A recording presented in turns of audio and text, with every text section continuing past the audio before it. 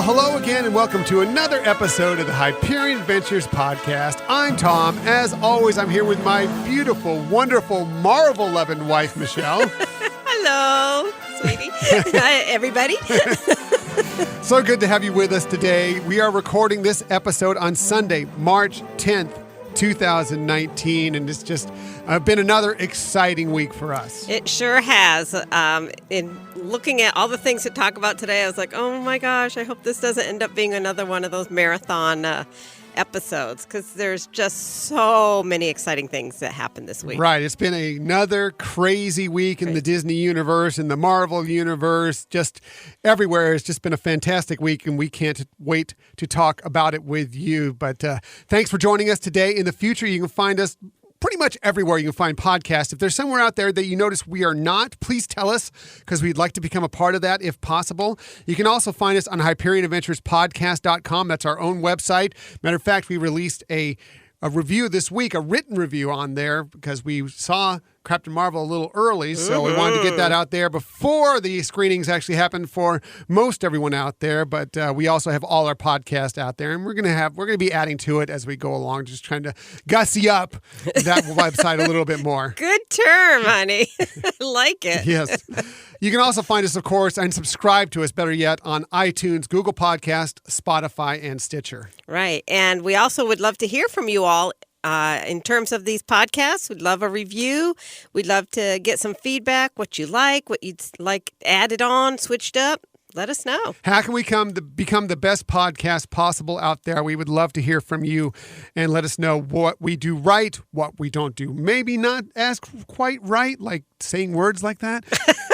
What can we Using do? gussied up? Yeah, yes. What can we do to reach out and be better with you? And I think, that was showing my age there and using the term gussied up. And I was noticing when I was going through some of our brackets that we are doing some brackets with some other podcasts out there. So fun. Theme Park Thursday with At Dillo's Diz, Monday Morning Monorail podcast, Dizflix and Tidbits podcast, all have these brackets out there. And I was noticing as we're going through there, I may be dating myself in some of my answers on our responses out there. At Frank Dillo, you're known as kind of the old guy in the Disney podcast community. Well, I think I got you beat, my friend. So just letting you know, if you're concerned about being the old guy, just turn it on to me. I'm okay with that. I think you and I are the same. I mean, we've been doing the brackets together. It's been fun but hard at times. A little arm wrestling, coin flipping, yes. Persuasion using techniques.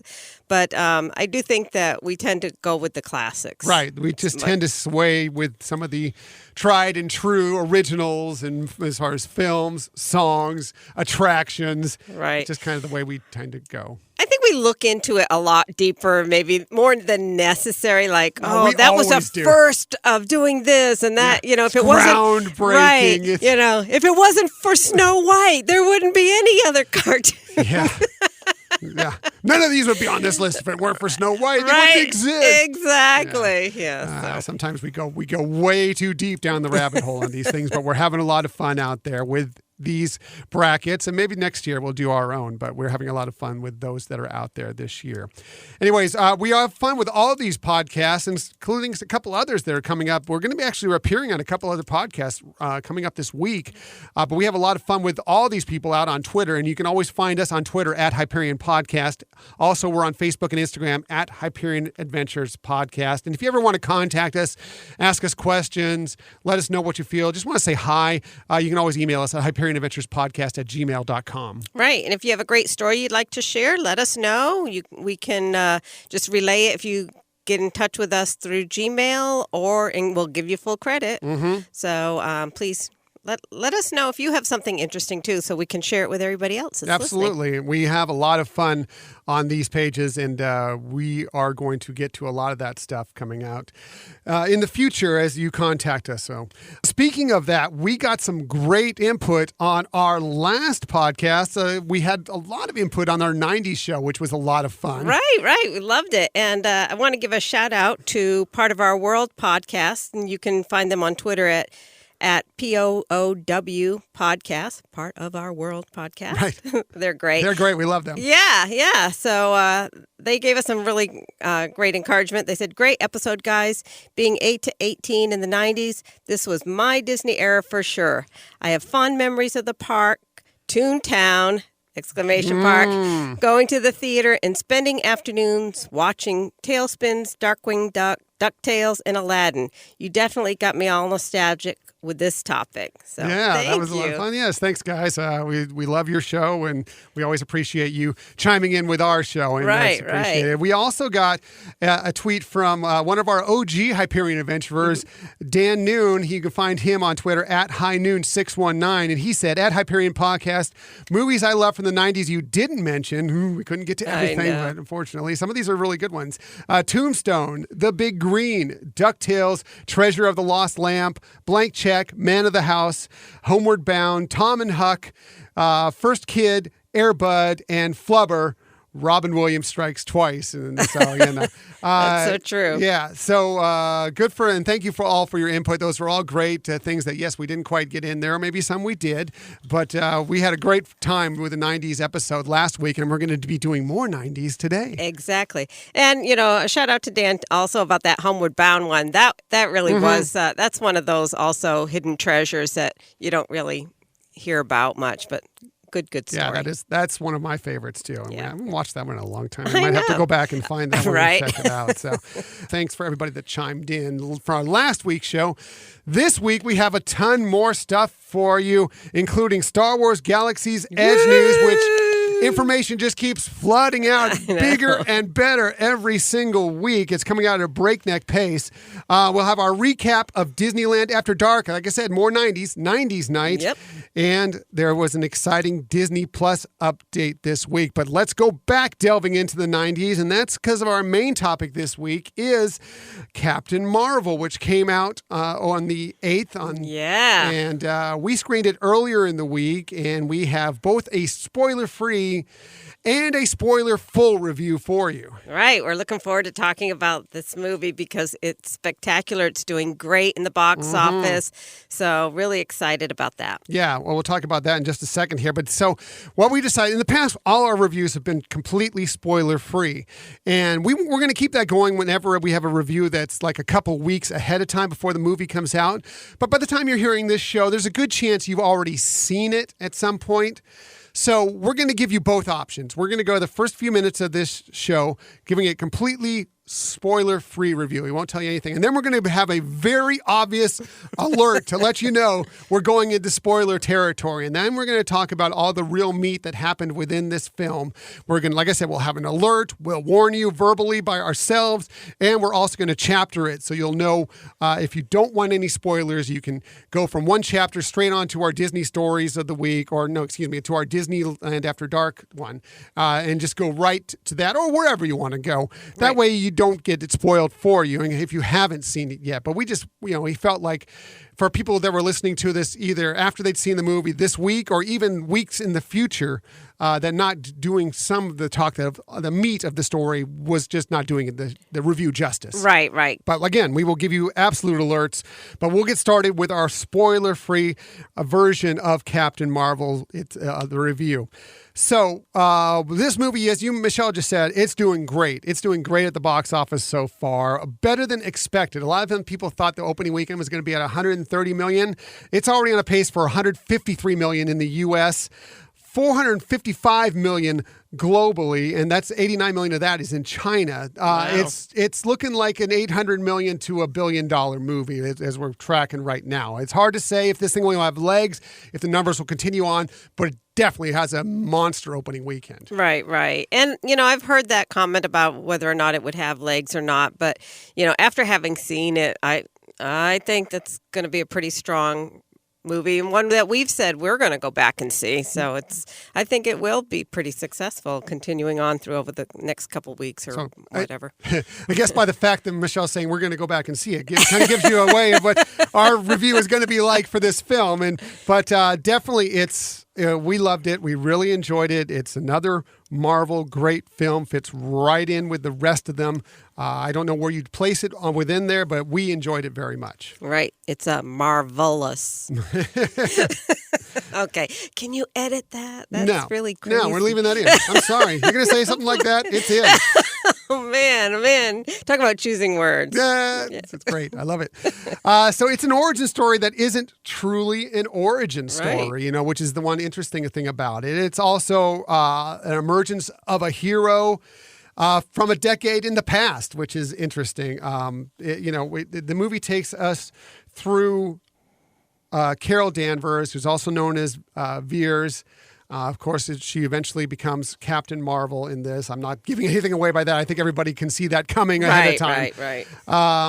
And Brie Larson, I think, does a great job playing her. She's got kind of this swagger to her throughout the film, but at times you can tell that she's just not quite sure of herself, and which I think that role really needed. Sure. Very kind of a complete picture, because you also get to see warmth in terms of relationships with friends and things like that. So I agree with you. It has the various components or sides to her personality show up. Right, exactly. That's the way I thought. I thought there was just some little sly smiles that she would put out there, and just some little minor movements that were really strong and conveyed a lot. Right. I thought it was really good. So the story begins. She's a member of an elite Kree military team known as Star Force, led by Jan Rog, who's played by Jude Law. Their ultimate responsibility is to protect their home world, the Kree home world, and the universe from what is their galactic nemesis, which is the shape-shifting Skrulls. Right. And we won't go too deeply I know. into that. I'm holding my breath. But I just here. wanted to set that. I mean, again, this is pretty much what we see from a lot of the trailers, and you kind of have an idea of what's going on there. But so this movie is, the interesting thing about this is and I think we've seen this from many Marvel films, is that they all seem to be connected in some way, but they're all very different universes, and they go at their films in a different way. I think it's kind of interesting. Right. Yeah. It's like it does have that common thread, but it has its own uniqueness, its own style, and everything. And I kind of want to go back to what you were just mentioning about her personality and the swagger and everything. And I think the trailers really emphasize that, and maybe not show the other parts. One might, by the trailers, take a look at it and think, oh, is she just arrogant, right? And just want to reassure people that that's not the whole That's not thing. the whole story. Yeah. That's not the whole story, for sure. Right. For sure. So, yeah, that's a good point. I'm glad you brought that up, Michelle. This Marvel movie, I was talking about it being different than other Marvel movies. Well, how this one is different is that I think this is the first, buddy cop Marvel movie. Right? And, of course, Brie Larson, who is, as we talked about, Carol Danvers, she had great chemistry with Samuel L. Jackson, who is, of course, reprising his role as Nick Fury. Only quite a bit younger Nick Fury, which is digitally done very well, I think. Right. And without the patch. Right. And so that's interesting. And he's just an agent of S.H.I.E.L.D. He's not the director at this point. So he's out in the field doing things. Right. Yes. So I thought this movie had just the right amount of nostalgia. You totally knew this movie took place in the 90s. The soundtrack was fantastic, but it didn't bludgeon you over the head like trying to get every little 90s reference out there into you. It just gave you just enough to remind you every once in a while, oh yeah, that's right, this is the 90s. I forgot. Right. Just a few hints here and there, Yeah. Phones. Yeah, pay phones. Right. The computers, the dial-up internet stuff, exactly. Things like that. They were just the Blockbuster, just things like that. They were just kind of fun things. And there was also, as you would expect with a Marvel movie, there was a good balance of humor, but it wasn't just like a gag fest, like joke. Right. There was a balance of humor, a balance of drama. I thought it really was magnificently done. Yes, and we've seen that with other Marvel movies that have come before that. So, it fit the genre of Marvel very well, and like I said, that common thread. But like you said, it was its own origin story and has its own That uniqueness. wasn't an origin story. That right. You know, which is interesting about it. you know, and obviously, you know, the big talk is that it was with the lead being a female role. Mm-hmm. And, you know, one of the things that, you know, it was great to see an amazing storyline written, you know, for a woman. Mm-hmm. But when I was thinking about it, I was like, it's just really a strong story. It's just a strong story. You know, and one that you could easily have substituted that with a male. And, Right. You know, it still would have been a great film. So my question to you is, I know Marvel Comics have had some of the characters be females that we see now in the movies as males, you know, like Thor and Captain America. But what other movie do you feel that they could have easily switched out the male lead to be a female? I think virtually any one of them they could have. And many we will, in the comics, many of them at some point are played by female characters, as you were just discussing.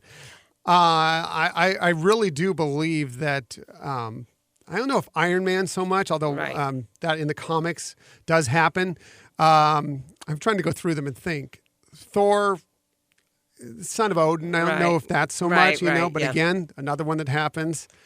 Captain America, it kind of from the era it came from, although it would have been groundbreaking to have a woman come out of the 40s as Captain America. I think that would have been fantastic. As a war hero, yes. I think Black Panther would have been interesting with a female in that role. Let's see, I'm trying to think of the ones that were the major ones. Yeah. Seems like Spider-Man could have substituted. Sure. Could have been, as the from same Spider-Verse story with Spider-Gwen and everything. Yeah. Right. The same story. And even Doctor Strange. Yeah, I was just thinking Doctor Strange. I was just about to bring that up, that Doctor Strange could have easily been a woman. Right. But yeah, I agree with you. Like Iron Man, you know, I think that there's some cultural double standards. Well, there was some sort of if you take the same script. There's some sort of male arrogance involved with Tony Stark that kind of made that role meaty. Right. Not that couldn't have come from a female person, but I think it just kind of needed to be that way to begin with. And again, there's definitely a woman could take her place within that suit, and it would be no problem whatsoever. Yeah. But I think, and as we've seen in the comics, that any of these roles can be fulfilled by women. For sure. I agree. Any of the roles. I was just thinking in terms of the movies and the scripts that were written.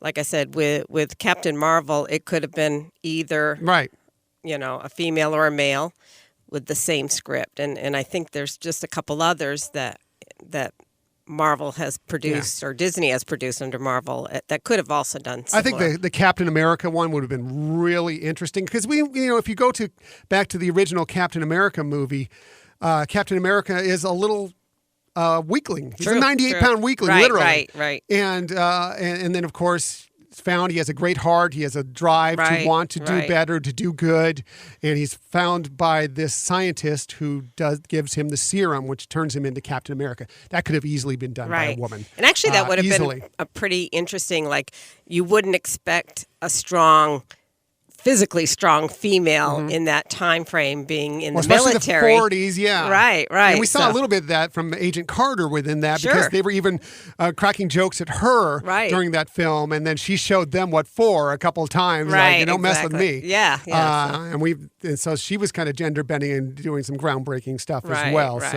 But easily that could have been, she could have easily also have been Captain America. Right. So. Interesting stuff. That was a good point. I'm glad you brought that up. That was a very interesting and thought-provoking point. I wonder what you out there think about that. Who could have, as a female role, taken over some of these parts? That's really interesting concept. I like that, Michelle. Yeah, I mean, like you said, you could change the storyline a little bit, but just looking at writers and directors and how they're taking these movies and could they, fulfill it in a various, gender neutral, I guess, or gender looking component of it. So it's not everything is just always considered one way or more dominant one way. I think Ant-Man could have been the same way as we've seen with Ant-Man and the Wasp. I mean, I was thinking that too. The only thing is the daddy aspect. I think really, made him lovable. Right. And you could have flipped those roles. You could have had You could have had the woman be the one that takes over, and then it's his son or whatever he's trying to protect. It could have easily been flipped in. Yeah, in I guess some in that ways. regards, yeah. True. Could have just Good reversed point. those two roles. Who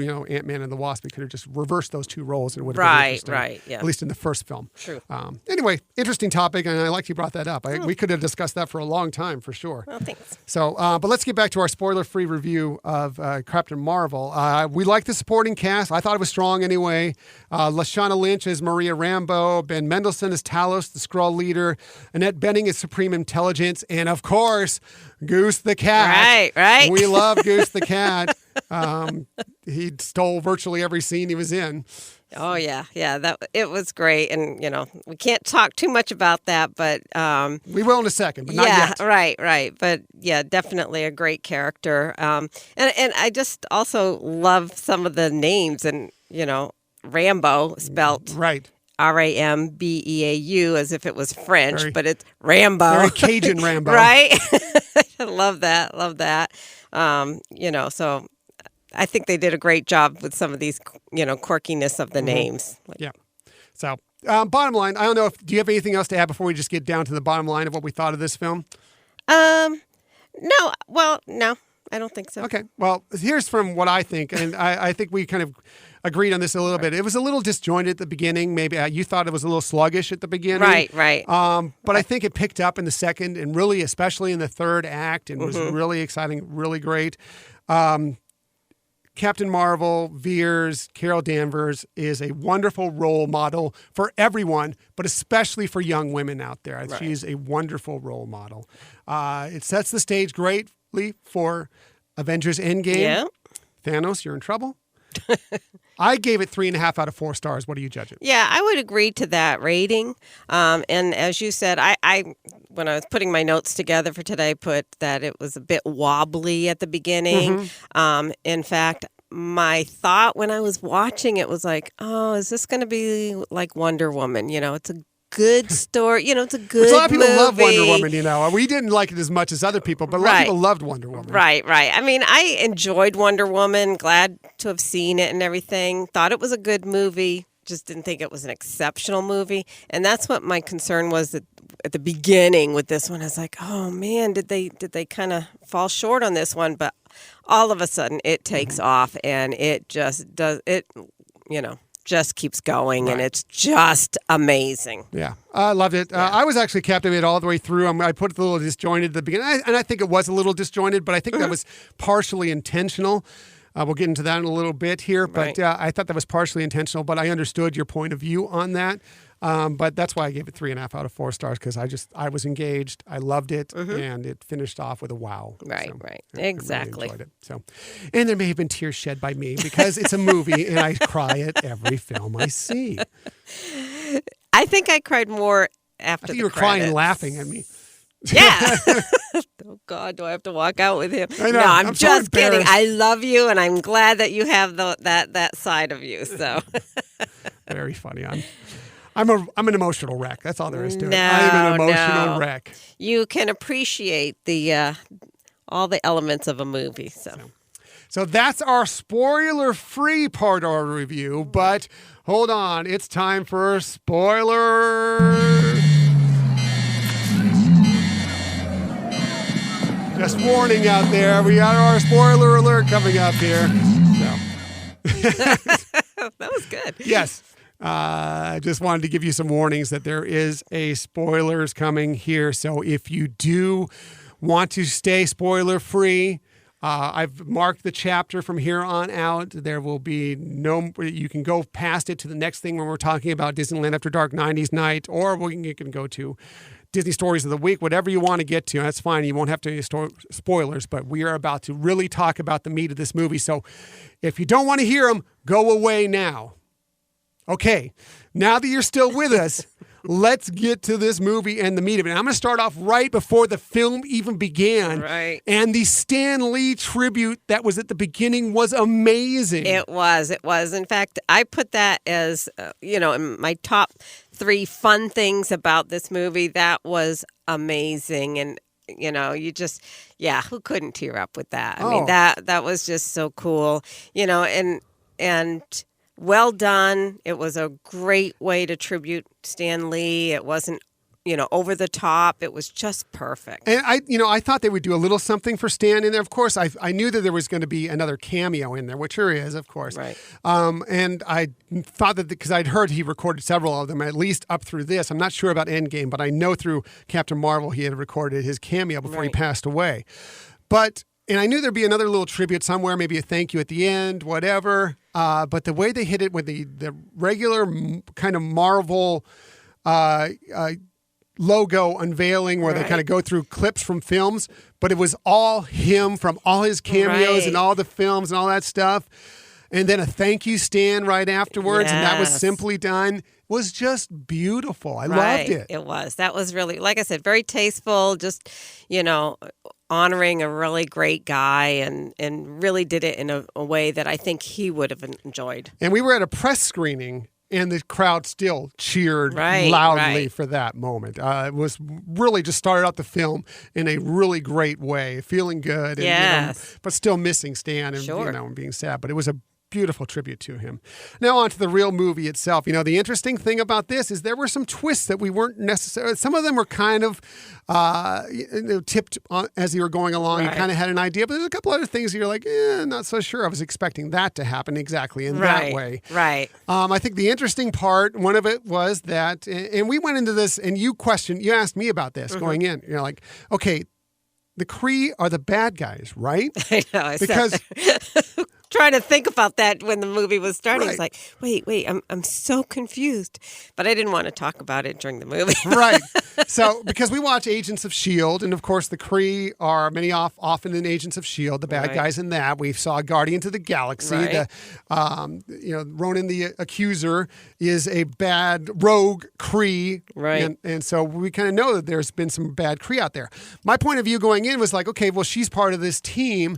Maybe, yes, they're bad in like human terms or in many other terms, or maybe there's some rogues, like Ronan is a rogue Kree.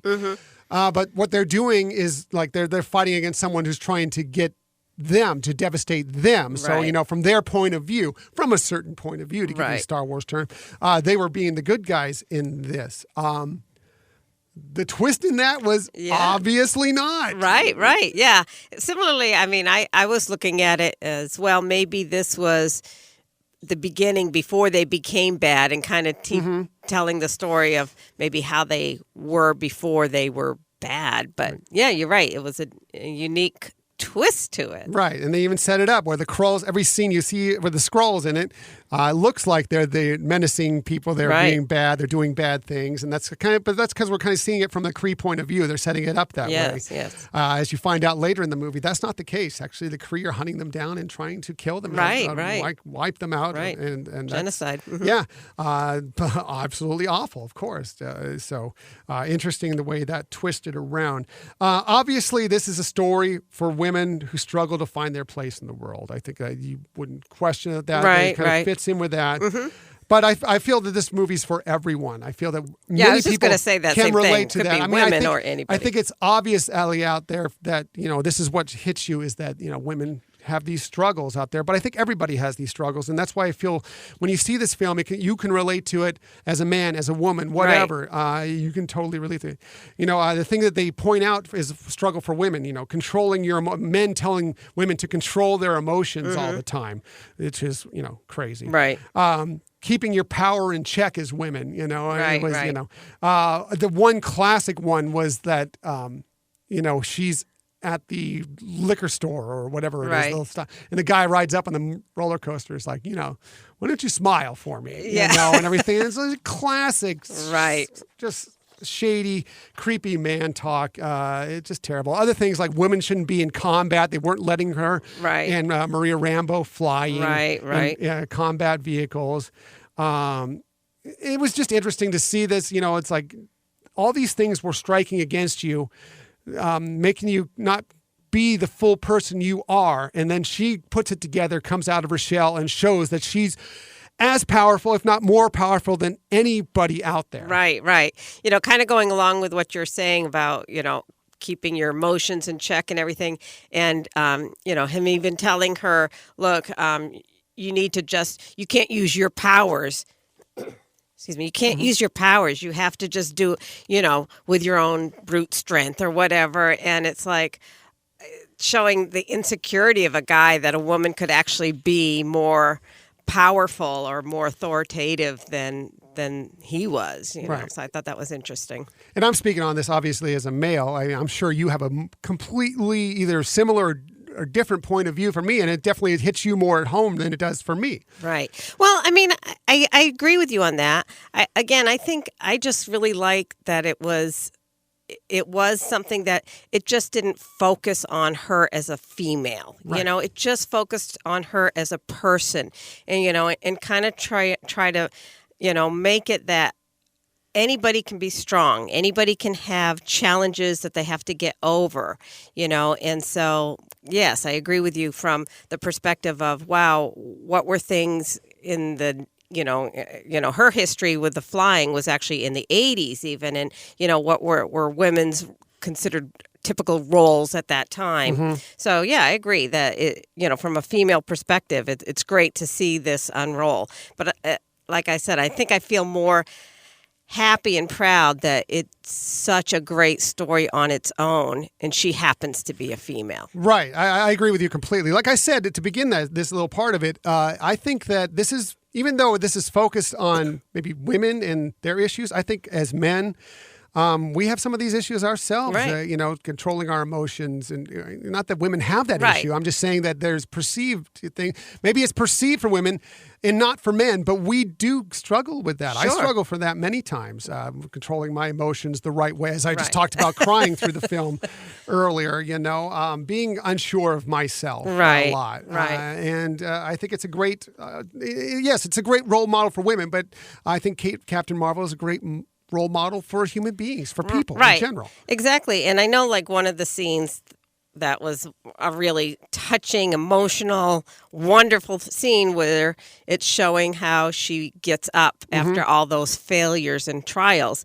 And, to me, it kind of also made me think of, bullying and kids with bullying and how they, again, this movie could be a role model of don't let those things keep you down, people may laugh at you if you fall or fail, but don't let their issues, their opinion matter. It's what's inside of you right. that can really rise. Well, I also think that you have a very interesting viewpoint on this because you are a woman who is at a very high position within your employment, within your job right now, and that you probably have had to deal with some of this on sometimes, and you've moved forward, you've got knocked down, and you've come back, and you've raised yourself to a very high level within the company that you work for. Well, thank you.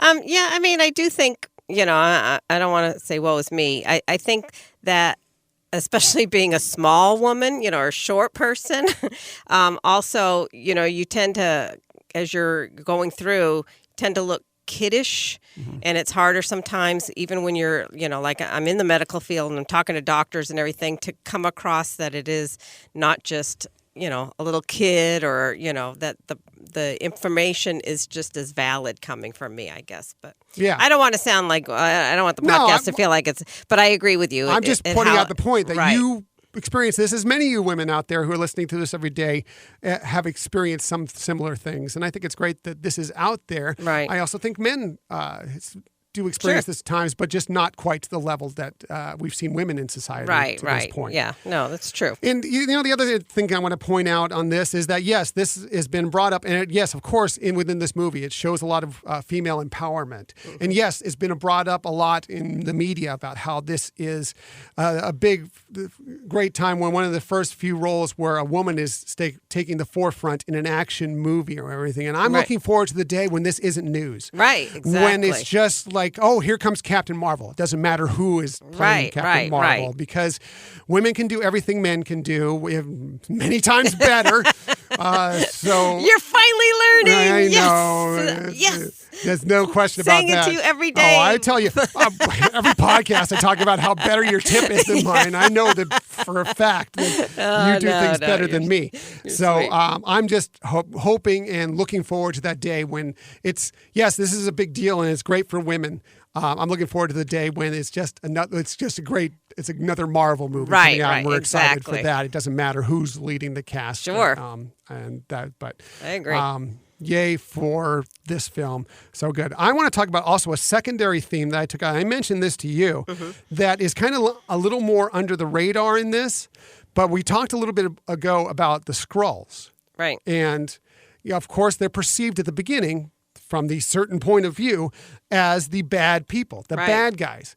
The interesting thing about this is, and I think this is kind of an underlying theme throughout this film, is that the prettier people, the better looking people are the Kree that we're seeing for the most part. Sure. The Skrulls, they don't the best looking to fit in. They kind of got to hide. They got to blend in with the people around them. I think that's a statement. It's an undercover statement to what people are dealing with. As far as I don't look like everybody else. Right. I don't. I'm not the same weight. I don't have the pretty magazine model looks. Right. I have a different ethnicity. Whatever else may be, I think the Skrulls were stepping in as kind of that role within this that they had, and then, it's kind of perceived that you have to blend in with the people around you. Sure. And that's kind of like their shape-shifting was kind of having to blend in with the people around them. Right. Yeah, that's a good point. I think it was an interesting underlying theme within this film. Right. I agree with you. And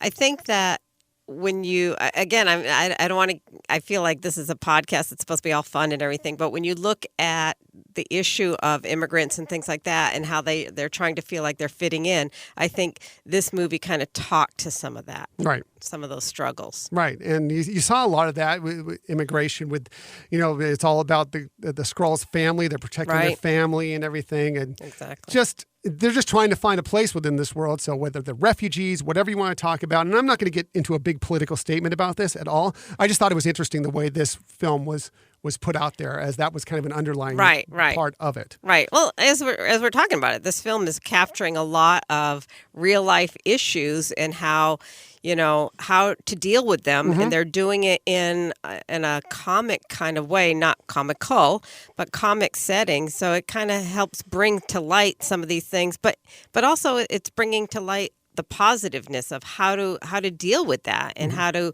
overcome the struggles related to that. Right. Exactly. So, and, just because somebody looks a little different doesn't mean they're not just like you. They don't have a family, whatever else the case may be. Again, I'm getting totally political. I don't mean to get political on this podcast, but I just thought there was an interesting underlying feeling within the film. Let's get to the more fun stuff, and let's get to Goose the cat, also known as the Flurkin. I know. Too funny. That's a Flurkin. Right. Don't get that thing around me. You shouldn't have that in your lap. I mean, you definitely knew that something more was to this cat than meets the eye at the beginning. So, I mean, that part wasn't, unexpected, but just how it happened was totally hilarious. Right. And then the tentacles out the mouth. Right. It was like, oh, you knew something was going to happen when they were talking about this is not what you think it is. Right. You expect it. But then when it actually happened, it still was like, whoa! And everybody's cracking up and it happens again. It was just hilarious. It was. Goose the cat was great. I loved Goose the cat in this film. You know what I was really excited about? Yes. I don't want to sidetrack you there, so hold your thought. Was seeing Phil Coulson back. Yeah. That was awesome. I was thrown a little by his younger version of himself. I guess because I'm just so used to Coulson from, of course, the original Marvel movies that he was in, but also we watch Agents of S.H.I.E.L.D., as I mentioned before, and we're used to seeing him there. And so I'm used to seeing him so much. And it was a little, as opposed to Fury's look as a younger, I was a little more extreme to me to see. Maybe because I've known I saw Samuel L. Jackson in movies when he was younger, so I know what to kind of expect. Right. I don't know how much Clark Gregg that I've seen earlier, Coulson, that I've seen earlier in this. So it was like it kind of threw me off a little bit, but it was just good to see him. It was just good to see him, and seeing a whole different side. I mean, like you said, from the other Marvel movies and Agents of S.H.I.E.L.D., he's very experienced. He's, seen so many things, and here you could see him for the first time really dealing with something he's not used to, and he's kind very of a rookie unexpected. Agent, right? Exactly, and so that was kind of cool too. Yeah, no, I like that a lot too. I was good. It was good seeing him. I appreciate that. So the finish of the movie, of course, she leaves. Keeps the Skrulls safe. She goes and fights off the Kree, fights off Ronan the Accuser, who's like, well, he's like, I'm going to take you guys out. And then he's like, let's go. We're not going to finish this fight. So interesting. And then she goes and leaves to go make sure the Skrulls are safe, leaves the pager that we saw in Avengers Infinity War at the end, the pager that Fury finishes out in the post-credits scene with her logo. We saw she did some things to it. Little doohickeys to it. Yeah. I love the nod to Radio Shack. Oh, I know, the Radio Shack right? nod. That was funny. Great. Where am I going to get stuff for communication? Yeah. Radio Shack. I just left the Blockbuster. Now I'm going to a Radio Shack. I know, right? The one thing, if I was going to be nitpicking on this, it's the only thing that I could really find is I'm not sure and it really actually involved Monica Rambeau, the daughter, is that she's playing an 11-year-old, and she's talking about Carol, her memories of Carol from 6 years before that. And I felt like her memories were pretty rich for somebody who would have been like 5 years old or possibly just turned 6 when that tragedy happened.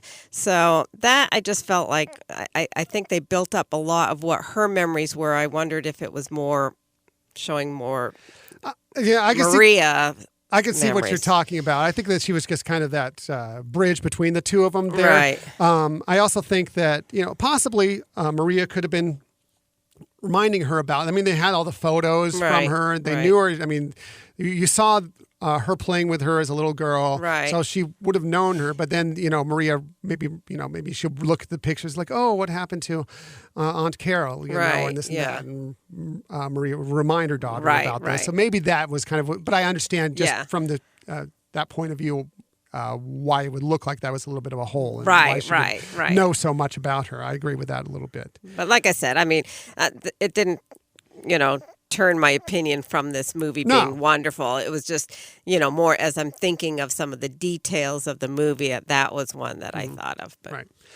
My one thing that I had to get through was that because in this film, obviously, the Tesseract plays a big role. And the last time we saw the Tesseract, we've seen it within many of the, it was in the Infinity War, as a matter of fact, because it has one of the Infinity Stones. But it's made an appearance various times throughout the series. But this is taking place in the 90s. So that places it between the first time we see it, which is in Captain America, the original Captain America, the first Avenger, and then with the Avengers. Right.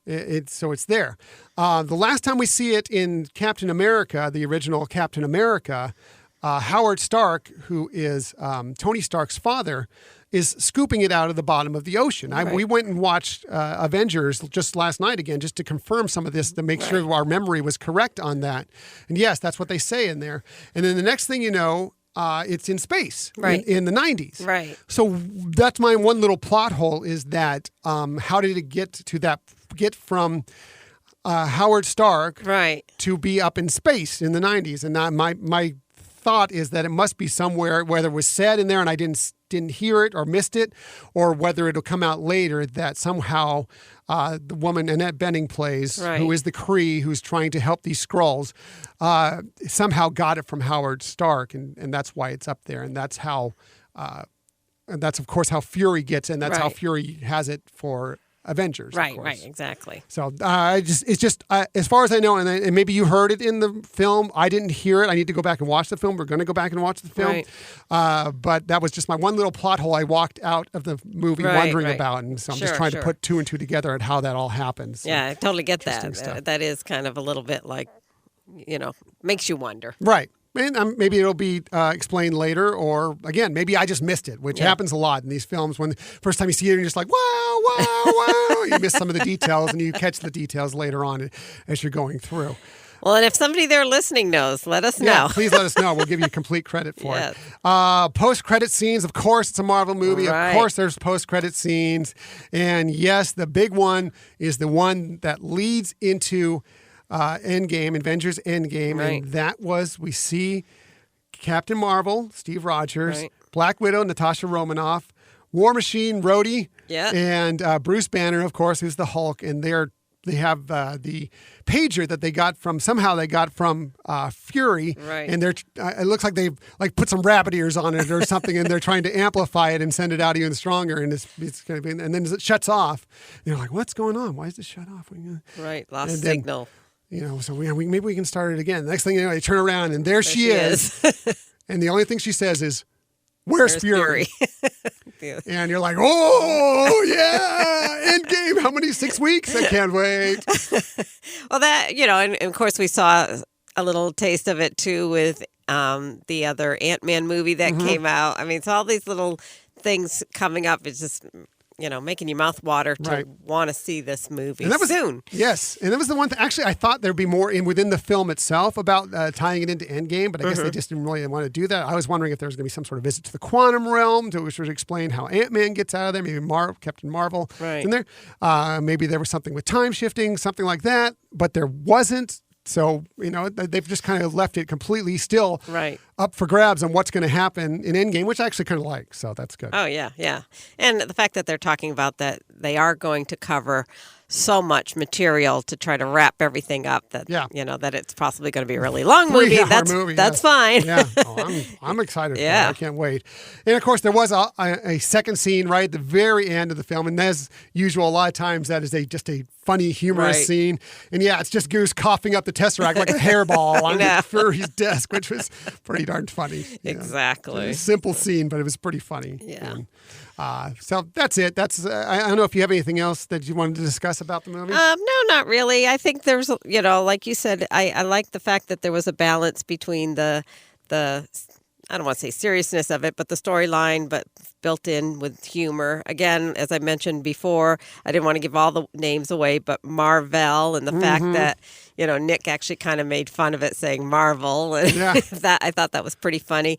And Minerva. Right. I thought that was pretty hilarious as well. So, and then the uniqueness of Carol Danvers and calling her verse or Veers. Right. Because it was the end part of her dog tags. That's the only piece that she had that took with her. Right. Yeah. So I just thought this time they put a little bit more into the names. And, of course, as I mentioned before, Rambo was perfect. So I just little nods like that. All great little stuff, and I'm looking forward to seeing it again and picking up even more detail. Right. If you've noticed some things that we not brought up, what was your favorite parts of the film? Please contact us. Let us know. That's it for our spoilers? Yes. That's it. Spoiler alert. We can stop the spoiler alert. It's done. Spoiler. Okay, enough of that sound. Yeah, no, you needed one of those sounds that say, what is it, something like emergency is over, or catastrophe averted. Right. So we're done with our spoilers, so you can get back, if you're trying to dodge them, we can get back to our regularly scheduled program here, and you don't have to worry about us telling you anything else about what happened in Captain Marvel. You can just experience it for yourself. But let's get on to our second topic, and again, it's more 90s. It's been 2 weeks of 90s here, and that was Thursday night. We went to Disneyland After Dark 90s night. That was a blast.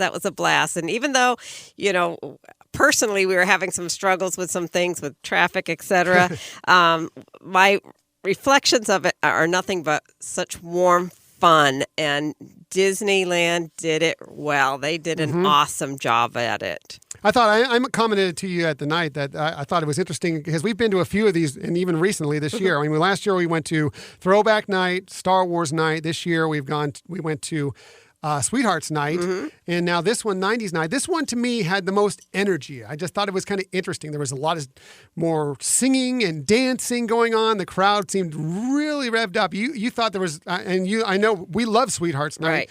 And you weren't sure about that, but I thought I just felt energy throughout the night. Right.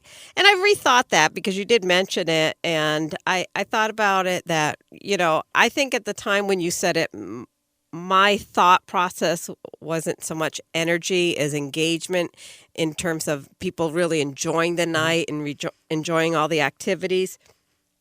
And so that one, I felt like it hit all the After Dark things that we've gone to. But I agree with you in terms of the energy and the dancing. I mean, I think especially since they had bands there as well as, DJ and everything. I think that helped.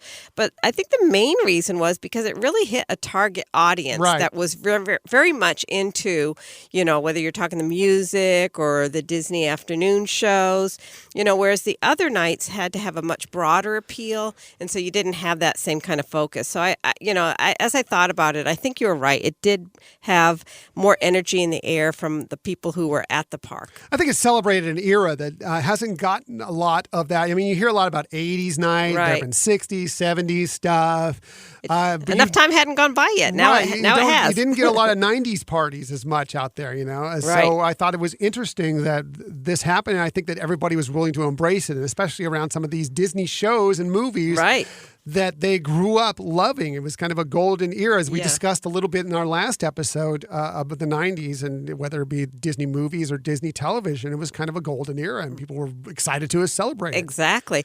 And, one of the things that I think I mentioned to you that night is the fact that, this age group that grew up in the 90s and was also one that where they, because we didn't see as many kids as we've seen in the past either. And I think this was their way of kind of like, high school reunion kind of thing. Let's leave the kids at home. Let's go out and party and, have a lot of fun there. And I think that's also brought the energy there. Right. I completely agree with you. And that's what it looked like. There was a lot of people. I mean, we've seen a DJ out there at some of these before, and there's a couple people dancing. It's not, they're enjoying the music, but a couple people dancing, whatever. Right. Everybody was gathered around the DJ. Yeah. When the band was playing at Tomorrowland, they had the rock/pop/punk band that would play in the Tomorrowland Terrace. Right.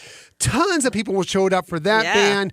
They filled up the Mark Twain Riverboat for the R&B group that would play on that and sail around the rivers of America. Everybody was involved in the entertainment on this one, I think, even more than we've seen in some other Absolutely. of these type of things. I couldn't agree with you more. So really cool. So they celebrated very much the Disney movies of the 90s. They had characters and scenes from many of the films from the 90s. They also had big hits to Disney television of the 90s, especially Disney Afternoon, which, was like DuckTales, Chip and Dale Rescue Rangers, Darkwing Duck, and Gummy Bears, shows like that. They had a lot of interest with that. Oh, absolutely. And so this time it was fun, too, that they gave like a fold-up poster that actually had places to get stamps done that, related to those afternoon shows, and so I thought that was a fun little thing that they had people doing. But I really liked the people doing the stamps on those posters were the cast members were so decked out into that 90s retro look with the teal and the pink that, everything really did capture the essence of the 90s that evening. Yeah, I mean, the cast members a lot of them were into it. We were watching before the band came out in Tomorrowland Terrace, and there was a cast member out there it's kind of a stage manager role, I think is what she had. But she was out there and they were playing some NSYNC, they were playing some Hanson. Right. And she was just dancing and singing away and just enjoying it. And I thought that's how it was not only, so it wasn't just the guests who were doing the exact same thing, it was also a lot of the cast members. It was a lot of fun. That is true. That is so true, The other, one of the things that was also very impressive is that they gave fanny packs out, which were adorable. And it didn't dawn on me. Very 90s colored fanny pack. Right. And it didn't dawn on me at first that, this was the first time we didn't have lanyards. And I was okay with that. I do like the lanyards, but the fanny pack, that it's really. More useful. A lanyard's great and you collect it and you can keep it around. And it's nice to have. And you look back, oh, yeah, I remember we did that. But a fanny pack, I mean, you might actually if you don't mind wearing a fanny pack, you might actually put some use to it. Right. It is, like you said, it is very retro looking for the time. So it's not like some of the more modern, hip packs or whatever that are coming out. But it's still, I showed people at work and they loved it, So, I thought it was, like you said, more useful. It was a fun way to have a giveaway, that they don't usually have something like that nice as a giveaway. I was really surprised, though, I guess, but not now that we're talking about, all the energy and everything, but the specialty merchandise sold out pretty early into the evening. I think that tends to happen a lot with these things. If you wanted to get some of the specialty merchandise, you need to hop in those shops early. Right. Although I've seen at some of them that we've left even at the end of the night, even, walking out at after midnight or 1 a.m. that there has been some things available still here. It was wiped gone. out. Everybody was Everything excited was for wiped it, yeah. out. And the other thing that was funny was some of the specialty foods were sold out beforehand. What was it? It was when we went to go to the Jolly Holiday to pick up some stuff near the end of the night. They're like, "We're out of the pizza bagels. Right. No more pizza bagels. I'm sorry." I felt bad for that cast member that had to stand there out front and say that to everybody who got in line. But I'm thinking that might have also happened at what was that? The cart that had over in Frontierland. Was that the churro cart? Right. Yeah. They had the PB&J churro. There was a line. That line was all night long. Crazy. Yeah. But then all of a sudden there was nobody there. So I'm assuming that they had to sold out. There was such a long line for that. Every time we went by there was such a line for that. Yeah. I mean, I think they did a good job controlling lines. I think there were unexpected line lengths that they had, Of course, the longest line was the line to get a picture with Max, and that just made me thrilled. Right. Actually, everything. Not just Max.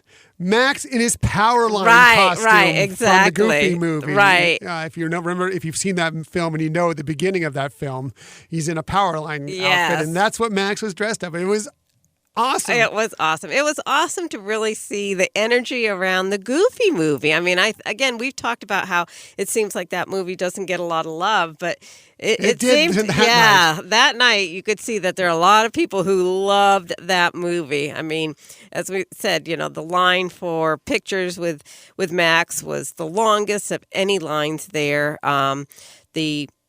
So many people having the Powerline cosplay on that evening, and then also the fireworks. Yeah, well, let's talk about the fireworks spectacular here, because that's one of the things I wanted to hit as well. Yeah. It started off, and it was it really was based on Disney Afternoon for much of it.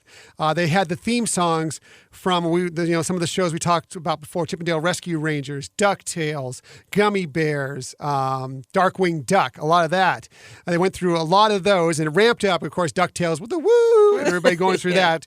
And then they finished it as they went into the finale with Eye to Eye. I'm getting teared up. And everybody just went nuts when they started playing Eye to Eye. It was so good. And then into the finale of the fireworks, everybody was just loving it. It was a great fireworks show. Yeah, it was. It was really good how well it was.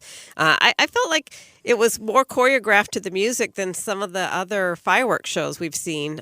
They really had it spot on. It was spectacular, like you said. But yeah, the crowds really got into it when they, with all of them, but especially when they played Eye to Eye. That was so cool. You kind of thought, because it seemed like it was just going to be the Disney Afternoon. So because they were just going theme song, and then DuckTales. They're like, okay, they'll probably wrap it up with DuckTales because that's probably the best of the Disney Afternoon theme songs.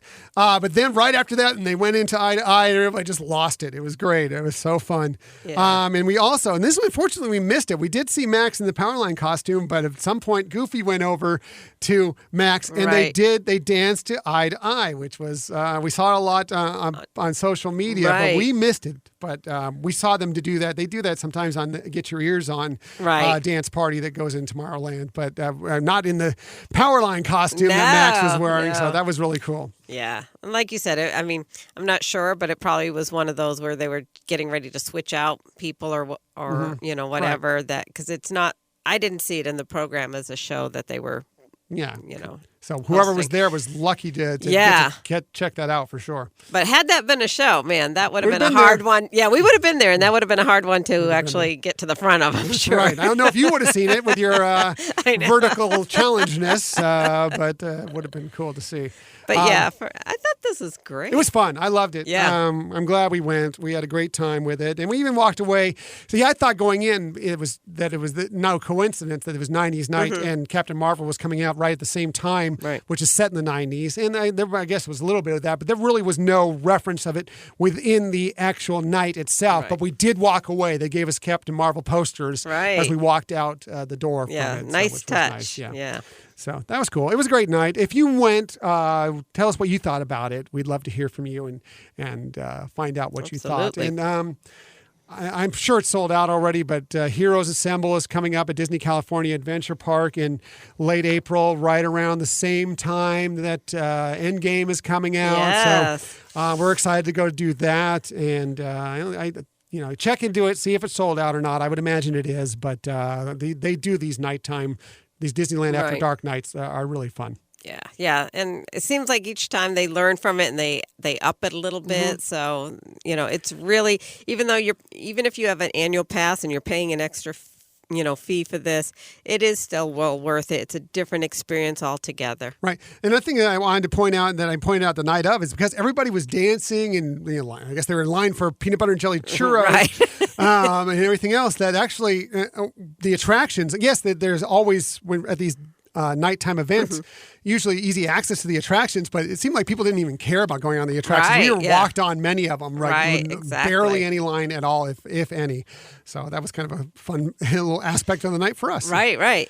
And one of the things to remember about this, if you're ever looking at these, is you do get the photo pass included in the fee, so that you do get or something to remember it from. Yeah, if you some of the lines can be long for some of those photos, but you do get them if you want to take advantage of them here and there. Find a line that's appropriate for you, or a backdrop, or a character that's appropriate that you want to get into. I would say pick and choose on that. You don't want to be in lines for photos all night. But, well, maybe you do. I don't know.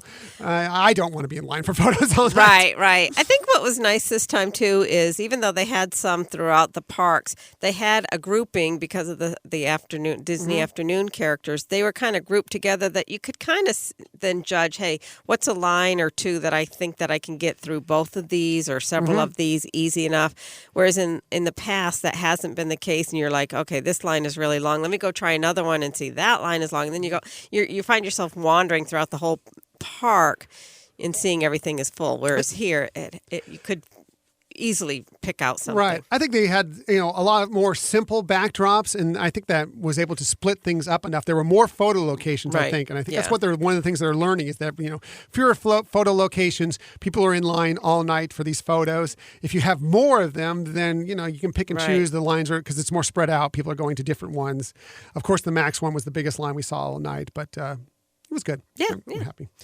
Like I said, let us know if you went there or if you're looking forward to any that are coming up. And if you want any tips on it, we'd be happy to do that. So that's it for all our 90s coverage. Let's move into the future now. And we're going to talk about, of course, the big story from this week was that the Walt Disney Company had their shareholders meeting on Thursday, and some huge news came out of that. And the biggest news that came out of that was the opening dates for Star Wars Galaxy's Edge. Now, turning to our parks and resorts, I've got some very exciting news to share with all of you. We're nearing completion of Star Wars Galaxy's Edge in Anaheim and in Orlando, which are by far the largest lands that we have ever built. And the excitement and the anticipation for these lands, just unbelievable. And in light of the tremendous demand, we're going to let guests explore those lands a bit earlier than we had originally planned.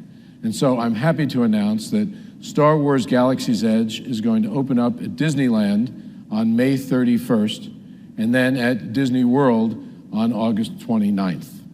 Now, wait, there's more. On opening day, we'll transport guests to a galaxy far, far away to live their own Star Wars adventure, exploring the planet Batuu and mingling with famous and some infamous characters, hanging out at the cantina, building a droid, or flying the fastest hunk of junk in the galaxy in our phenomenal Millennium Falcon Smuggler's Run attraction. And that's just the first phase. We're going to have a second big opening later in the year when we debut the land's second big e-ticket attraction, which we're calling Star Wars Rise of the Resistance. This is the most technologically advanced and immersive attraction that we have ever imagined, and we're pushing the limits of imagination and innovation. We'll actually blur the lines for our guests between fantasy and put them sort of right and reality, and put them right in the middle of the rebellion and give them an active role in a fight against the First Order. So, yes, that was obviously Disney CEO Right. Bob Iger, and that was the huge news. There really wasn't a lot of big news within this conference call. They went over a lot of things, but nothing really groundbreaking too much. I'll get to one other thing late in just a little bit here.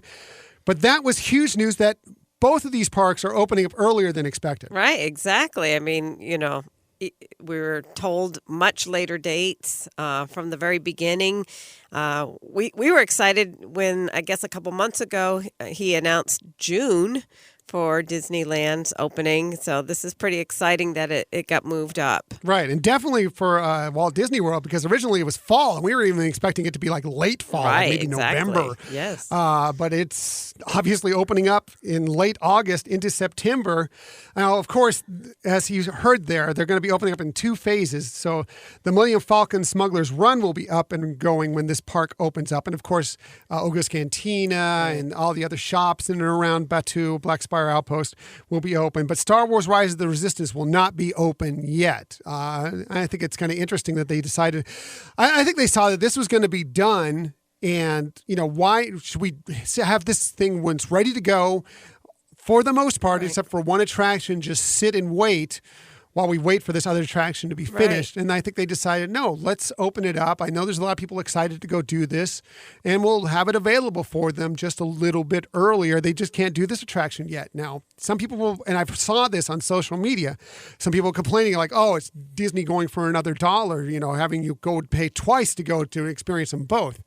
Well, I'm excited just to go there, and I don't even care if I go on an attraction. Yes, I want to go on them, but I don't care. But also, if you're so concerned about that, just wait until the second one opens and then go then. Don't go when it's open earlier. You can wait it out and do it then. That's just my 2 cents on it. Right, exactly. And, again, if they're opening it up earlier than originally, reported, then you got to expect that it's not going to be totally completed. I mean, they could say, okay, we won't open it until June, but it might be late June or whenever. And, it's sad that some people can look at it that way, but like we were talking about, people who actually had reservations to be, at California, Grand Californian in late May, boy, did they luck out. Right. If they Suddenly already had like, that. What? Right. Why are we so lucky?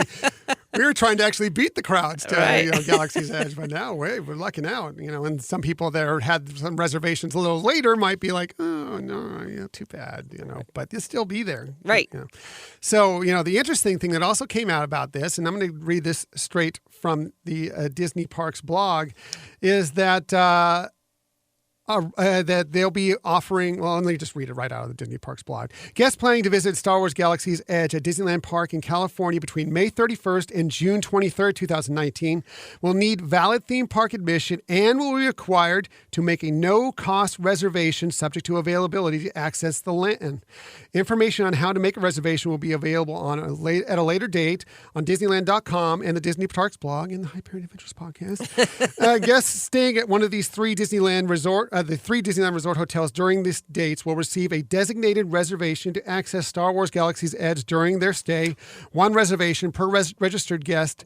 A valid theme park admission is required. And somebody in this room may have jumped it as soon as he saw that and made a way too expensive reservation for the very first weekend, because we are going to be there the very first weekend, one way or the other. I got that song in my head. Yeah, no, that's exciting. And it's great to hear that they are not planning to have like a separate fee for that park. At least not to begin with. Right. We don't know what the future consists of. But Right. And I'm sure they're trying different things out. We've seen even how we talked about when we were talking about the Disney Cruise Line and how they gave you reserved times to go for photo opportunities. I think they're finding that some of these reservations can really be helpful for the park experience. Again, we talked about that when we went to see Pandora, Animal Kingdom, that having, a set time can really manage the crowds so that the people who are experiencing it at that moment can really have a great experience and not feel that you're elbow to elbow all the time with people. Right. And we don't know much about the reservations yet at this point. We don't know if they're going to be for portions of the day, if they're going to be for the whole day, what the deal is, how you access them. Do you need to have a theme park ticket for that date? Do you need to put some sort of money down on it to hold it? Kind of similar to what the Fast Pass Plus selection is for Walt Disney World Resort. We're going to find out more, I'm sure, in the weeks to come. And of course, we'll have that here as well as the Disney Parks blog. We'll have a lot of that information. But, and then we don't know what's going to happen after, what was the date, June 23rd, what they'll do. But I do like the reservation concept because of the fact that, when we've discussed this, there are going to be people that just want to go to Galaxy's Edge. Right. And there's going to be people that just want to do Disneyland Park, and there's going to be people that want to do both. Right. This way, going in, you kind of have a knowledge if you have a reservation or not, whether or not you're going to make it in, and it may sort of ebb the crowds a little bit in both parks if people are, I'm not going there expecting I'm going to get into Galaxy's Edge or whatever the case may be. Well, I mean, and then having that reservation, and then what other things you want to do. So like if you want to go into Galaxy's Edge for whatever part of the time your reservation is, or for the time that your reservation is for, and then know if you want to get a meal somewhere else in one of the other parts of the park, you'll be able to plan your day. And I think that's good too. So, and like I said, I did. I'm the one who takes the blame for this one. I made a very expensive reservation for one of the Disney resort hotels for that weekend, just in case we can't secure a reservation in another way. But it is for that very first weekend, and we will go and we will be talking about it on that podcast. And that just so happens will be our 1-year anniversary podcast, by the way. Wow. So how incredible. I didn't know that. You didn't tell me that. I didn't, when I first got these, I didn't put the 2 and 2 together. Right. And then I was thinking about the date that we started our podcast. I'm pretty sure, I may be incorrect, but I'm pretty sure it's either our 1-year anniversary or it's off by like 1 week, but it's very close to our 1-year anniversary podcast that we'll be going to visit Star Wars Galaxy's Edge one way or the other, and be discussing it on the next episode, on that episode. That's very cool. So, very, very cool. Very cool. The thing that surprised me was that they said the Galaxy's Edge is only going to be open the same hours as Disneyland Park. Right.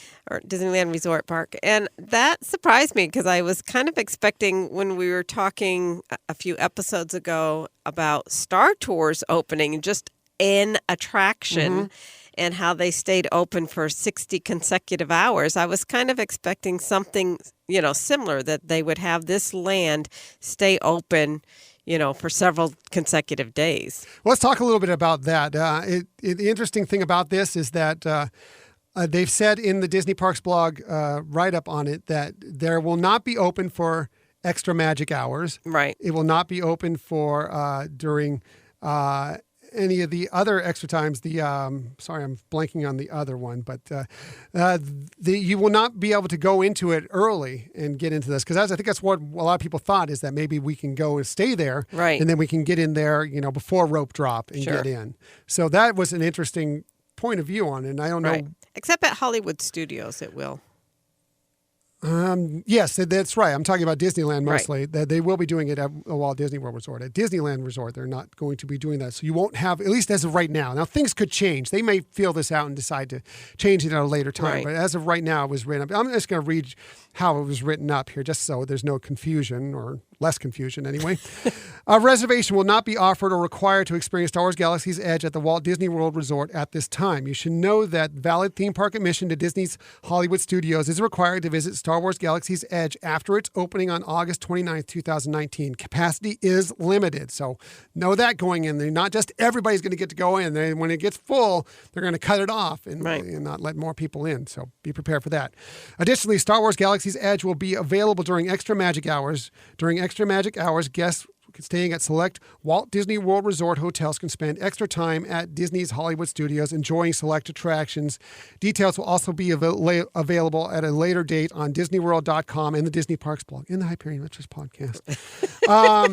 But interesting also, it goes on to say that it will not be included in Extra Magic Hour and Magic Morning. That was the one I was trying to think of at Disneyland Park.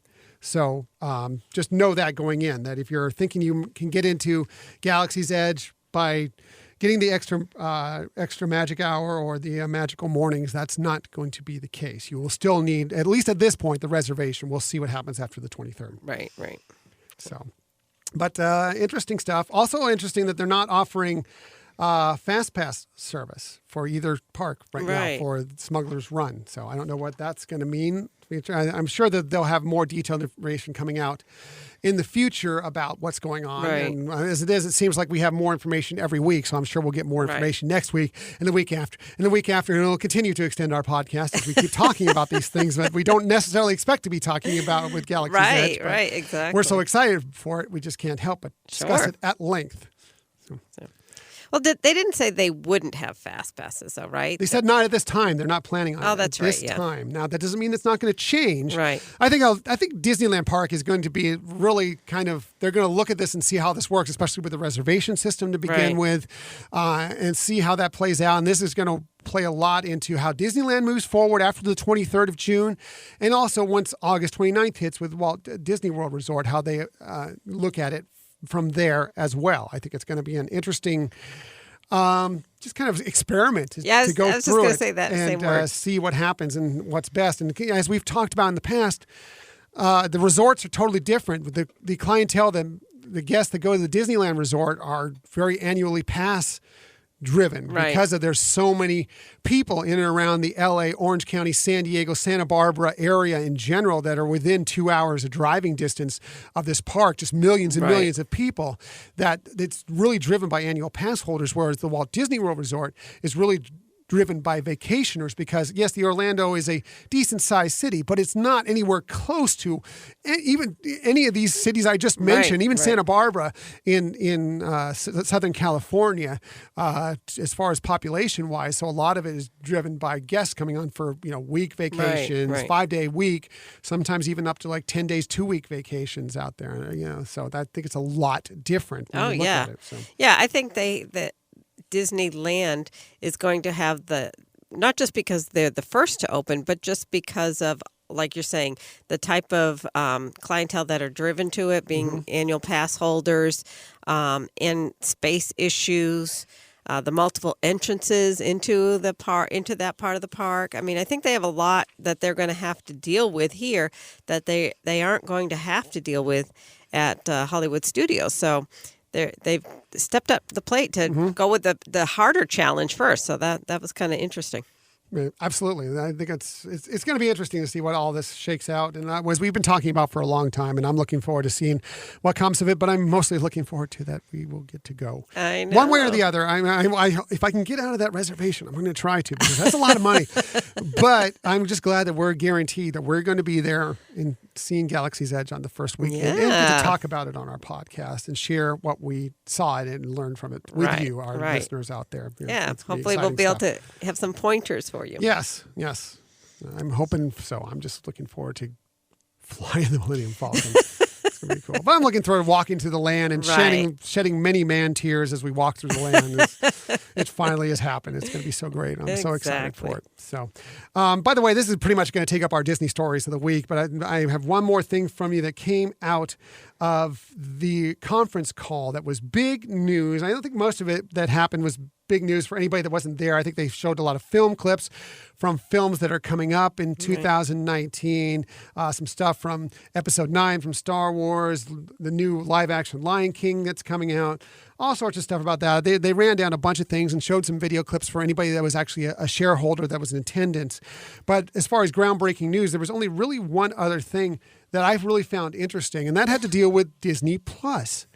And the fact that Bob Iger mentioned a couple of things that was interesting. The first one being that all the films he went through, as I told you, they went through a period where they showed clips from all the Disney films that are coming out in 2019. He came out and said, all those films that you just saw are going to be on Disney Plus within a year of its launch.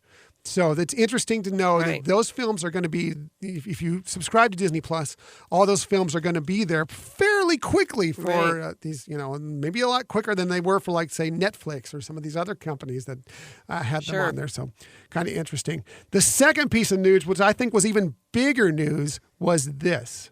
So the service, which I mentioned earlier is going to launch later in the year, is going to combine what we call library product, movies and television, with a lot of original product as well, movies and television. And at some point, fairly soon, after launch, it will house the entire Disney motion picture library. So the movies that you speak of that have traditionally been kept in a vault and have been brought out basically every few years will be on the service. And then, of course, we're producing a number of original movies and original television shows as well that will be Disney branded. So it's going to combine both the old and the new. And as I mentioned, all of the films that we're releasing starting this year's slate with Captain Marvel will also be on the service.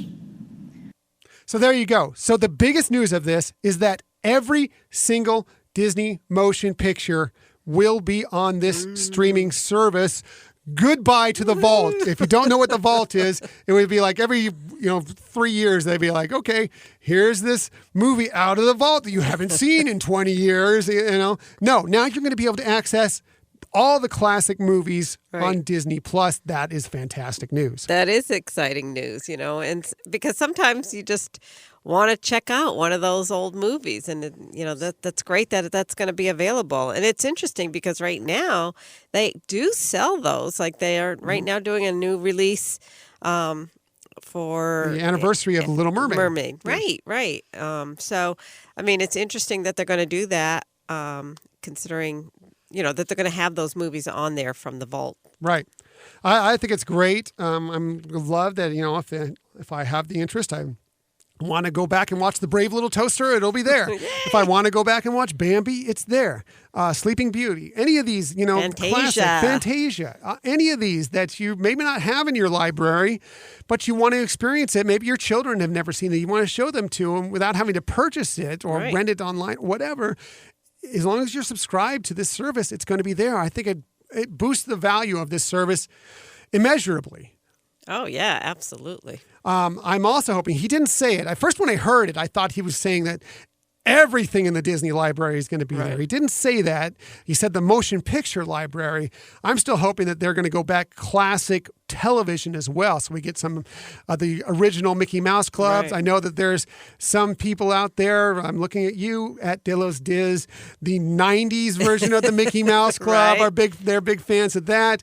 That they're going to want to have all of those out there, but like things like Zorro and Davy Crockett, and just think of some of these classic shows. Maybe some Wonderful World of Disney's. Yeah. I would love to see all that stuff make an appearance on this site. And again, that's not said, but with the fact that they're opening up the entire motion picture vault, maybe they'll open up a little more, as much as they can, that they can find anyway, of the television vault as well. Well, we know because when we were in Paris just a little over a year and a half ago that we were watching Zorro on TV in Paris, which was so hilarious. In French. But so I think we know that some of those things are preserved enough to be able to have them. And, it would kind of make sense. But maybe they're just trying to figure out what they can, what they have that is of good quality. But like you're saying, the World of Disney, we talked last week about the ones that Michael Eisner did. I mean, those were from the 90s. So I would think some of those things would be, possibly available. I would love to see also. I mean, I bought this for you. I can't remember if it was for your birthday or if we got it for Christmas or what it was, but I bought for you the silver tin of the original episodes of Disneyland, which was the show that Walt did on, I believe it was ABC, to originally kind of promote Disneyland opening up. And I got those for you so you could watch those. I'm hoping they have some of that on there because those are really fun and interesting to see. And, the opening day of Disneyland, which is an interesting broadcast to watch. Right, yeah, those are fun. And they're not easy to find anymore. Right. I mean, so I think having something like that available would be, a wonderful addition to Disney Plus. Yeah. So we'll see. We'll see what comes. But the more Disney Plus gets announced, the more exciting it becomes. I believe that he said in this press conference that April 11th, I think we've mentioned it on the podcast before, they're doing a special showcasing of Disney Plus for investors on that date. So we're probably going to find out a ton of news about Disney Nice. Plus on April 11th, and so look forward to that as well. Yeah, I can't wait. Yeah, So much exciting news and in such a short amount of time. It's a good time to be a Disney fan and a Yeah. Disney podcaster, for that matter. So, good stuff. Quickly, let's get with this. Episode has gone a little longer than I would have liked, but a lot of good stuff in this one, so I'm happy to have done that. But we never leave you without getting to some vacation tips for you, something that might help you when you're going to the Walt Disney World Resort, the Disneyland Resort, Disney Cruise Line, Run Disney, whatever the case may be. And we always start with Michelle because, one, she's wonderful. She's my Captain Marvel. She's fantastic, and she always has the best tips. So without any further ado, let's get to Michelle's tip of the week. Well, thank you, honey. I'm so lucky that you actually believe some of that stuff, but okay. That's the facts. So my tip today has to do with any of the Disney parks. And one thing they all have in common is that they have what's called the baby care centers. And so these are available, as I mentioned, at the parks. They're open during regular park hours, and they're complimentary to use for anybody who has babies or toddlers or kids. You know, moms and dads can go in there, and it really is an awesome convenience that they do provide there. So, you know, they're air conditioned, they're away from the crowds and the busy stimuli that's going on in the park. And so it can really be a very well appreciated spot for parents and kids there. I know that I've used them and really found them to be very convenient. You know, I know the restrooms always have like changing stations, and sometimes that's all you need, and that's fine. But this is a way more convenient and comfortable place, you know, if you have babies that you want to, you know, you need to do changes. But they also have other things. So they have a private nursing room, and they usually have like rocking chairs there. They have feeding areas with high chairs, a kitchen with a microwave, oven, and sink if you need to heat something up. But they also have a room with television and tables and chairs, you know, that kids can just kind of also settle down, especially if it's hot out, you know, in the peak of summertime, you know.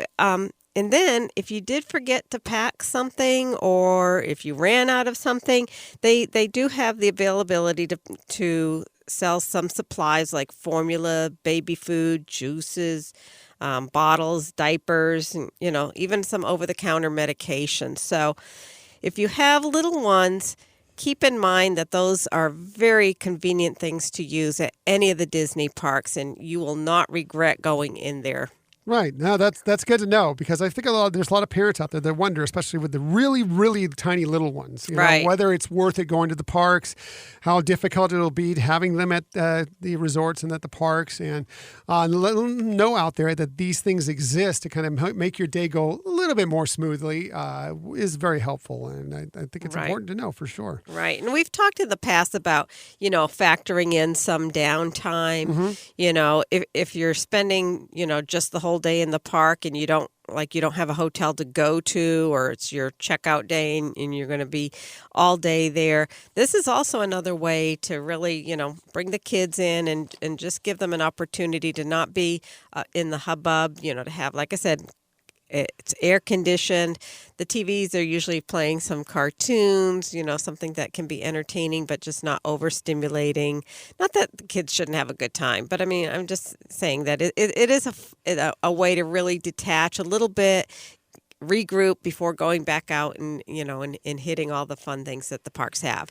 Especially important, like maybe it's your checkout day and maybe you can't go back to your hotel room because you had to check out by 11 a.m. or whatever. So you don't have, but your flight's not till the evening. So you still want to have some fun at the parks or whatever. You know, maybe that's important since you can't just go back to your room and rest up, get in the air conditioning there or whatever. It gives you another place to go to and still enjoy the parks on maybe your last day of your trip, or your first day for that matter, too, if you've checked in, your room isn't available yet. That's true. That's true. All these things could be possibilities, as well as just any general day at the parks. Right. So all you have to do is when you go in and get the guide map, or if you're using the app, just look for the Baby Care Center, and get hooked up. Or just ask a cast member. That's because cast true. members are always That's willing true. to help. So if they don't know, they'll ask somebody and find out from them. Right. And they'll point you in the right direction. And one other little tidbit about that is the location. If they do find a lost child, they'll bring the child to the baby care center. And so if you find your child missing, that's probably where they've gone. And there'll be cast members sticking around there. But the baby care center does have cast members in there as well. So you're not just in a location that's just unattended. Right. There's people there keeping things. Good to know. Yep. Good to know for sure. As always, Michelle has the best tips. Always the best tips. Michelle has the best tips. Now, here's to my quick little lowly tip. I'm going to talk about, and we talked about a little bit ago about, and I couldn't remember the name, but Disneyland and their extra magic hours, and the one I couldn't remember, Magic Mornings. And I just wanted to talk to a little bit about those, just not necessarily from actually taking advantage of them, which is if you have the chance, you absolutely should take advantage of them because, yes, it's very early in the morning, but the amount of attractions you can get in during that time, it's not like if you're used to the Walt Disney World Resort, sometimes the extra magic hours, there's so many hotels, resorts out there that everybody is kind of going to Right. that one spot. So, yes, they're kind of nice, but they're not as nice as you'll be. Considering there's only 3 Disneyland Resort hotels. And of Right. course, there's some people that can get in through the Magic Mornings as well. It really limits how many people can actually go to these attractions on that day. So you can really get a lot done really early in the morning if you want to go to Good these. point. So do take advantage of that. But more importantly, I want to talk about if you don't have that option, if you're not staying at a Disneyland Resort hotel, if you're just coming for the day, if you're staying one of the Disney-friendly the good neighbor hotels around, whatever Right. the case may be. I do suggest you go in and try and hit rope drop. You can get the most done by rope drop. But if you're going to rope drop, go to the one that is the opposite of the one where they have the magic mornings or the or the extra magic hours. Because of the fact you're already behind the 8 ball when you go to those parks when you get in there. Even if you are there at rope drop, yes, it'll be a little bit better for you, but there'll already be people in there that are lined up in the queues for these attractions, Right. have got fast passes for these attractions. There are already people in the park. So look at the schedule, look at the calendar, and if you see it's one of those mornings at that park, go to the other park. Good so point. Here's the days for those. Disneyland parks, extra magic hours and magic mornings are Tuesdays, Thursdays, and Saturdays. Disney California Adventure Park are Monday, Wednesday, Friday, and Sunday. So take advantage of it. Go early, but go to the opposite one. Believe me, it'll help you if you want, especially a rope drop. One of the things you do rope drop for is to get on these attractions and get on them quickly and try and get on several of them as Right. quick as you can. If you have people already in the park, kind of set you back a little bit in that regard. So Right. just look at the schedule and plan accordingly. That's a great tip. That's it's not something that people would necessarily think about or being, very intuitive. That is a great tip. Yeah, thank you very much. Yes. Thank you. So next week, I actually don't know what we're going to do next week. I'd love to hear from you what you think our topic should be for next week. It's St. Patrick's Day for one thing. If there's something you can think of Disney-wise related around that. We still have several possible topics we could go over. I'm sure there'll be more Galaxy's Edge news this week that might take us up. But I'd be interested to know from you what you'd like us to talk about, and then we're going to discuss it. We'll probably come up with a topic midweek ourselves. But if there's something you hit that might surprise us, I'd love for you to let us know, and we'll maybe go from there. Right. Well, and I actually have an idea, but I'll let you know then. But I also want to put out on social media, too, to get some people to also give some ideas because, like you said, we do have multiple ideas ready to go for it. But let's see what some of the people say. Also, coming up here, and we're not starting it next week, but maybe the week after, is that we're going to start counting down to Star Wars Episode 9 by doing a deep delve into all of the Star Wars movies that have ever come out. I put it out there on Twitter, a poll a little bit ago, if we should just focus on the Skywalker saga movies or if we should add in some of the other stories like Solo and Rogue One. I came back that we should do them all, so we're going to do them all, and it counts down to every month. But the question is, what order do we put them in? Do we go chronological from the Star Wars universe? Do we go release, the films?